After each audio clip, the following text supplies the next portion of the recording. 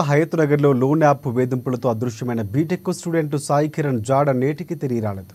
15 రోజులుగా తమ కొడుకు ఎక్కడున్నాడో తెలియక తల్లిదండ్రులు ఆందోళన చెందుతున్నారు. 15 రోజుల నుంచి తాము వెతుకుతున్నామని పోలీసులు స్పందించాలని వేడుకుంటున్న కుటుంబ సభ్యులు తెలిపారు. పోలీసులు మిస్సింగ్ కేసు నమోదు చేసి చేతులు దులుపుకున్నారని, ఈ విషయంలో పోలీసులు స్పందించడం లేదని కుటుంబ సభ్యులు ఆవేదన వ్యక్తం చేశారు.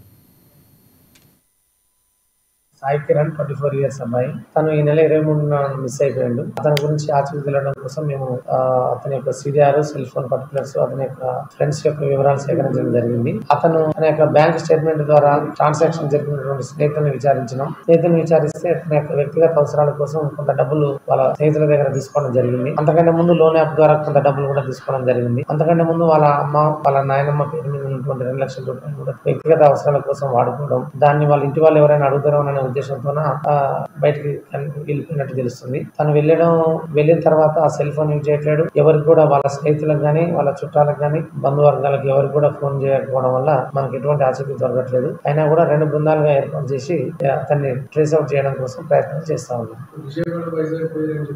వాళ్ళ ఆ రోజు అతను పోయిన రోజు వెరిఫై చేసినట్టయితే అతను ఫోన్ పే ద్వారా చేసినటువంటి వివరాల ఆధారంగా సేకరిస్తే విజయవాడ వరకు వెళ్ళిండు. అక్కడి నుంచి తిరుపతి పోతున్నాం అనుకున్నాం కానీ నెల్లూరు డ్రైవర్ తో కూడా మాట్లాడడం జరిగింది. మధ్యలో